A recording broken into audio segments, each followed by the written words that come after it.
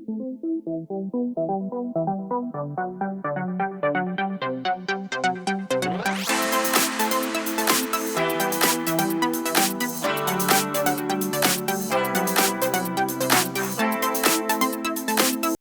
दर्शकों, आप सबका स्वागत है।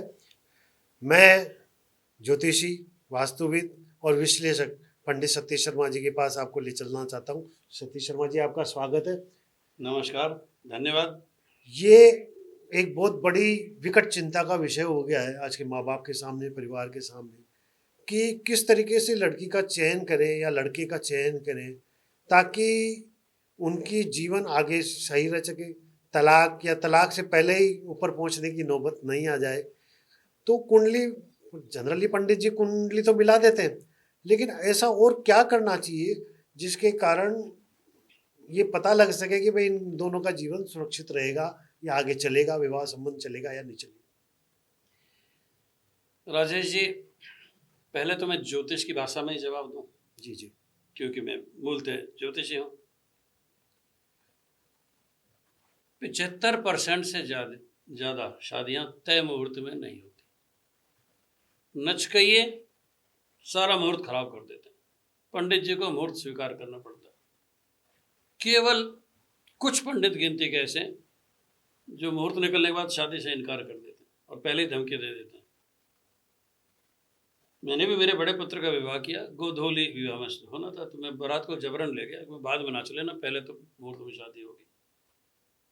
नाराज हुए सारे, होंगे ही। 2 बात कि मुहूर्त में शादी ना होना। दूसरा, पंडित लोग मुहूर्त मिलाने में गलतियां करते हैं। जन्म लग्न से मंगल दोष है, उसको चंद्र मंगलिक से मिलान कर देते हैं, जो कि शास्त्रीय पद्धति नहीं। जन्म के मंगल के कुंडली जन्म के मंगल दोष वाले से ही मिलाई जानी चाहिए, चंद्र मंगल से मिलाने का शास्त्रीय आधार नहीं है। तीसरा, एक बड़ा वर्ग ऐसा है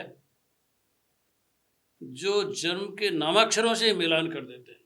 ऐसे ज्योतिषी अपराध करते हैं और उनको जीवन में तकलीफ आती है क्योंकि वो मिलान सच्चा नहीं होता। ऐसे पंडित लोग अपराध के भागी हैं, दंड के भागी हैं।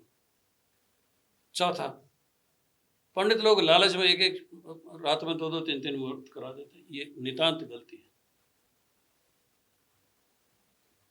मैंने और मेरे गुरु पंडित रामचंद्र जोशी, जो अब दिवंगत हो गए हैं, बहुत पहले एक बड़े से ज्योतिष सम्मेलन में ये निर्णय पास किया था कि दिन में विवाह शास्त्र सम्मत है। अगर ऐसा हो जाए तो समाज सुधार भी हो, रोशनी पे और शराब पर कम खर्चा हो और विवाह अधिक सुरक्षित हो जाए। ये तो हुआ शास्त्रीय आधार।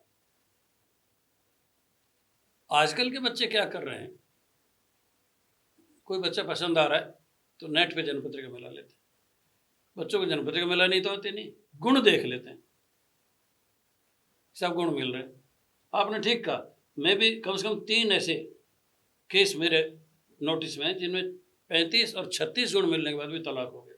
वो मेरे बहुत करीब, मेरे शिष्य एक तो है ना। मेरी खुद की जन्मपत्रिका बहुत विचित्र है, ज्योतिष जगत के लिए शोध का विषय हो सकती है।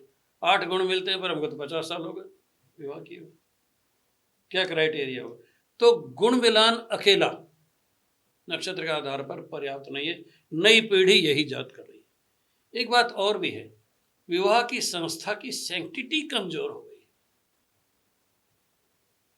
कोर्ट मैरिज में तो विवाह के नियमों का पालन नहीं ही होता, बल्कि भारत में तो लड़की जवानी हाँ हो गई तो ही उसको परमेश्वर मान लेती है। मैंने मेरी क्लासरूम्स में अमिताभ बच्चन और जया बच्चन की जन्मपत्रिका का विश्लेषण किया। शादी की तारीख उनकी जन्मपत्रिका से मैच ही नहीं कर रही थी। और मैं जो बात मेरी क्लास को कहना चाहता था, मैंने कहा देखो, जब गुड्डी फिल्म में दोनों साथ साथ काम कर रहे थे उस समय शादी नहीं हुई थी, बाकी सारी फॉर्मेलिटीज हो चुकी थी। उस समय उनकी जन्मपत्रिका मिली। उस समय जो दशा अंतरदशाएं थी लगभग विवाह की थी, चाहे शादी हुई चाहे नहीं हुई। अब फिल्मी लोगों के लिए सेक्स और एक दूसरे से मिलना, ये डेटिंग तो साधारण सी बात है। तो ये कड़वा सच है कि भारतीय बच्चे परीक्षण कर रहे हैं और शादी से पहले भी परीक्षण कर रहे अब जैसे एक मूल मुद्दा ये आता है कि जैसे किसी लड़की का या जिससे आप लड़की देख रहे हैं, जिसको पसंद कर रहे हैं, उसका चरित्र, मेडिकल हिस्ट्री, ये अगर कोई देखना चाहे तो किस तरीके से मिलाए? कैसे क्या ऐसे क्या गुण, अवगुण या ऐसे कौन से ग्रह होते हैं जिसके कारण ये पता लगे कि भाई वो पहले से प्रेम में, प्यार में, शादी कर चुकी है, बच्चे हो चुके हैं, कईयों के तो बच्चे तक हो गए, तो भी वो छुपा के चलती है। हैं। राजेश जी, इस योग का, इन बातों का सार्वजनिक हित में एकदम सीधे जाना उचित नहीं है। पर मैं ये दावा करता हूँ कि कोई भी योगी ज्योतिषी अगर उसके जीवन में पहले परीक्षण है तो पता लगा लेता है। पर ये बात उसको सार्वजनिक रूप से ना कहे कि माँ बाप के कान में डालनी चाहिए। मैं क्या करता हूँ ऐसे में, मेरी एक जरा से मुंह से निकली बात किसी का जीवन खराब कर सकती है ना। एक महिला मेरे पास आई थी, उसने मेरे न मांगी हुई फीस से भी ज़्यादा फीस मेरी टेबल पर रखी कि मुझे खाली एक सवाल का जवाब चाहिए। विवाहित महिला थी। क्या जवाब चाहिए? क्या ये ऐसे हो सकते हैं? आश्चर्य की बात, इसका तो आंसर एक ही है, यस और नो। वो जो जानना चाहती थी मैं समझ गया। अगर मैं कह दूं ऐसे हो सकते हैं तो अगले दिन तलाक या सुसाइड होगा। तो भारतीय ज्योतिषी के मुंह से हुई निकली बात किसी के जिंदगी के लिए निर्णायक हो सकती है। इसलिए ये ना कहे कि मैं जो कहता हूँ कि भाई ये मिलान तो ठीक है, पर एक बार जरा बैकग्राउंड जांच कर लेना और लड़की या लड़के वाले के घर जरूर होके आना, कहीं ऐसा नहीं हवा हवाई हो। और जो .com कंपनियां कर रही हैं उसमें फर्जी प्रोफाइल चल रही है, उनको पता ही नहीं चले। एक तो ये बात, यानी उनकी बैकग्राउंड की जांच करना बहुत ज़्यादा जरूरी, बच्चों को इस बात के लिए तैयार करना चाहिए। एक और बात जिस पर ध्यान रखना जरूरी है, बात कुछ साल पुरानी है, रेडियो मिर्ची पे मैं लगातार कार्यक्रम दे रहा था। एक संडे मुझे कहीं जाना था तो मैंने उनसे कहा पिछले सप्ताह के जो बचे हुए केस एक साथ ले लो, उनको रिकॉर्ड कर लो। रिकॉर्ड ऐसा होगा कि मैं जब लैपटॉप पे जब मैं बताने लगूँ उसके डेटा से, उस समय कनेक्ट कर लेना उससे, और जब मेरी उसकी बात चल रही होगी सुनने वाले की, ऑडियंस की, तब आप रिकॉर्ड कर लेना और एडिट करके ऐसे पेश कर देना जैसे लाइव कार्यक्रम चल रहा है। तो उन्होंने मेरी बात मान ली। एक लड़की ने सवाल किया कि पंडित जी मेरा जो अफेयर चल रहा है कहीं टूट तो नहीं जाएगा? मैंने कहा बेटा तेरे पहला अफेयर नहीं, मैं तो 3-4 अफेयर पहले देख रहा हूँ, वो तो एवं ही है। मुझे बड़ा दुख हुआ। नहीं बेटा सावधानी बरत, ये भी जाएगा तेरे हाथ से। बात हो गई। अगले दिन रेडियो मिर्ची वालों ने सब सारे स्टेशन ने मेरे को बुलाया, पंडित जी तो आपको आना पड़ेगा और ये रो, आप कभी नहीं आते हमारे साथ बैठ के मिल खाए बेटा। मैं जाके मैंने उनके पास चला गया, वो प्रीव्यू में डाल रखा था और हंस रहे थे, हम तो इस बार प्रकाशित नहीं करेंगे, हम तो इसको प्रमोशन में डालेंगे और अगले सप्ताह प्रसारित करेंगे। मैं तो इस लड़की का कैरियर खराब करोगे। खैर मेरी बात कल के संशोधन हुए, एडिटिंग हुई और एक लाइन दोबारा रिकॉर्ड हुई। मैं ये कह रहा हूँ, फिर मैंने उनको सलाह दी तुम्हारी ऑडियंस कौन है मालूम तो करो, सर्वे तो करो कौन है सुनने वाले। वो लड़की 19 साल की थी और उसका चौथा अफेयर था। क्यों ऐसा है? हमने सही संस्कार अपने बच्चों को नहीं दिए। तो दो बात हो गई, विवाह समारोह समाज में हो, बच्चे को जन्म से ही उसकी माँ एक घूंटी पिलाए कि ऐसा नहीं करना, वैसा नहीं करना, ये करना, वो करना, पतन नहीं करना है, अपने से अनुकूल में जाना है, गिरना नहीं है, ये सब समझावे। और उसके बाद बच्चों को शिक्षा दी जाए चाहे कैसा भी हो, पर माँ बाप से परमिशन जरूर है, उनको नोटिस में जरूर लाओ, है ना। तो ये दो बात। तीसरा मुझे ये कहना चाहिए, अब मैं दुख के साथ कह रहा हूँ, बड़ा नाम है, जितेंद्र जैसे महान अभिनेता की पुत्री एकता कपूर ने जो सीरियल प्रसारण किए वो समाज को नष्ट करने वाले थे। उस सीरियल में हर महिला और हर पुरुष के जाने कितने कितने रिलेशंस, और छोटी छोटी 10वीं क्लास में पढ़ने वाली बच्चियां भी ये समझने लगी कि वो भी ये सब षड्यंत्र कर सकती। एकता कपूर के सीरियल की हर महिला षड्यंत्रकारी होती थी। तो नए नए बच्चों के दिमाग में ये धारणा फैली कि ऐसा हम भी कर सकते हैं। तीसरी बात, बहुत इमोरल रिलेशंस आने लगे और वो षड्यंत्र की भावनाएं जिन बच्चों के दिमाग में उस समय से चल रही हैं आज फलित होती नजर आ रही हैं। और चूंकि विवाह की सैंक्टिटी कमजोर हो गई है, चूंकि प्रेम विवाह से उपजे मामले ही ज़्यादा आ रहे हैं। तीसरा, जिन प्रोफाइल्स में मान लो आपने शादी.com या किसी .com से एक प्रोफाइल देखी, उसका बैकग्राउंड का हमको आज तक भी पता नहीं। पुराने भारतीय ये हमेशा करते थे बीच में कोई हो, चाहे रिश्तेदार हो कोई जानकार हो, जब तक बीच में कहीं नहीं होता था रिश्ते नहीं होते थे। 500 साल पहले तो नाई रिश्ता कराता था। इसी से जुड़ा हुआ मैं बात करना चाह रहा था कि इसमें शगुन शास्त्र सामुद्रिक शास्त्र की भी भूमिका हो सकती थी, क्योंकि मेरे अपने विवाह की बात करूं, मेरी दादी गई थी मेरे लिए देखने, तो वो खाली हाथ पाँव की उंगलियां देगी, हाथ देके और थोड़ी दूर चला के देगा, 2 मिनट बात करी और कह दिया कि हाँ ये लड़की अपने लिए सबसे बढ़िया है। आप ठीक फरमाते हैं, ये बात सच है। मेरा खुद का उदाहरण है, जब मेरी शादी वादी तो हो गई, मैंने मेरे ससुर से पूछा, बगड़ के हैं, मेरे ससुराल बगड़ है जहाँ अम्बानी की लड़की भी गई है। तो मैं कई बार मजाक में कह देता हूँ कि अम्बानी की लड़की का घर और मेरा ससुराल 1 किलोमीटर दूरी है। मेरे ससुर से मैंने पूछा, आपने कुछ तो देखा होता ना, मेरी तब नौकरी थी ना कुछ थी, आपने कैसे तय कर दिया? कि कंवर साहब मैं तो खाली थारो चौड़ो माथो देखो, चौड़ो माथो में तो कर दी। इतना अखंड विश्वास सामुद्रिक लक्षणों पे कि जिसका चौड़ा माथा है वो सफल हो जाएगा जिंदगी में। पुरुष के दाहिनी ओर और महिला के बाईं ओर मस्सा हो कौड़ा, गारंटी को धनी हो जाएगा। मैंने इसका अपवाद ही नहीं देखा,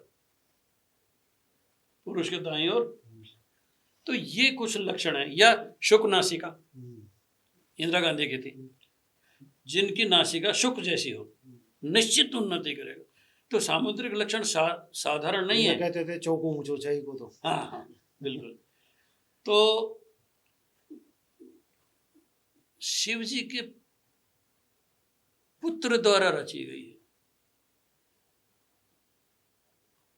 समुद्र में फेंक दिया गया था वो शास्त्र, सामुद्रिक हसरे का शास्त्र, इसलिए नाम सामुद्रिक शास्त्र। तो सामुद्रिक लक्षण कमाल के। अब जैसे बेवफाई के साथ एक चीज और खास काम करती है, वो होती है मेडिकल हिस्ट्री। तो क्या कुंडली के माध्यम से जब मिलान करते समय क्या संभावित बीमारियों इसके बारे में भी कुछ कहा जा सकता है? आप ठीक कहते हैं। हमारे यहाँ जो नक्षत्र मिलान है वो एग्जैक्टली वैसा तो नहीं है, पर अमेरिका जैसे देशों में RH फैक्टर का मिलान जरूर होता है। अगर RH फैक्टर के आधार पर संतति खराब नहीं हो जाए, विकृत नहीं हो, ये सब ध्यान रखते हैं। हमारे यहाँ इस RH फैक्टर के मिलान के लिए 4 गोत्र का सिस्टम दे दिया गया है कि जितनी दूरी हो, 4 गोत्र का मतलब कि बहुत दूर का ही रिश्ता मंजूर होगा। तो उससे भारतीय संस्कृति बची रही है, पाकिस्तान में नष्ट हो गई है। पाकिस्तान में एक गोत्र छोड़ो, भाई बहन में ही होने लगी। हाँ, मैं कहना नहीं चाहता था, पर मुगल दरबार में भी सगी बहन सगी पुत्रियों को रख लिया गया हरम में। तो ये इस कल्चर की विकृति है और ये नष्ट होने के कगार पर है। ये लोग नष्ट हो जाएंगे क्योंकि अब ये संतानें विकृति या हिंसा की जन्म लेंगी।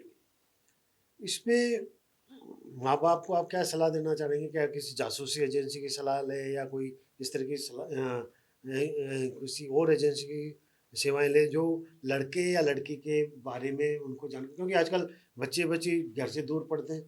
पहले तो मोहल्ले से गांव से पता लग जाता था, लेकिन अब बच्चे दूसरे शहरों में जाके तो उनका पता ही नहीं लग पाता कि वो क्या कर रहे हैं, उनके कितने अफेयर है, या उनके क्या चीज़ें हैं, क्या दूसरी चीज़ें डेवलप हो गई है। तो उसका आप क्या सलाह देना चाहेंगे? राजेश जी, मैं इस बात से पूरी तरह सहमत नहीं हूँ, क्योंकि ऐसा करने से तो समाज में असहमति और संशय बढ़ेगा और रिश्ते होने बंद हो जाएंगे। एक जहाँ अगर हमारे लड़के ने कोई अफेयर छोड़ दिया है तो आपको एक ऐसी लड़की स्वीकार करनी पड़ेगी जिसका एक अफेयर छूट चुका है। दोष हमारे में भी खोजने चाहिए, हमारी कुंडली में दोष है तो हमको स्वीकार करना चाहिए। ज़्यादा अच्छा उपाय ये है जो हमारा पुरातन तरीका है कि पहले तो अच्छे संस्कार दो बच्चों में, अच्छे कोटि के। माँ बाप भी जिम्मेदारी लें, अब माँ बाप तो ट्यूशन पढ़ाने जाते हैं, ओवर टाइम कर रहे हैं, 15-18 घंटे, बच्चे अकेले आया पाल रही हैं। ये बड़ी गलती है। बच्चों को संस्कार देने के लिए हमारे पाठ्य पुस्तकों में नैतिक शिक्षा के अनिवार्य रूप से पाठ हो और उनको बार बार याद दिलाया जाए, है ना। ये जब करेंगे, इसके साथ हमको कोचिंग आधारित शिक्षण प्रणाली को धीरे धीरे खत्म करना पड़ेगा।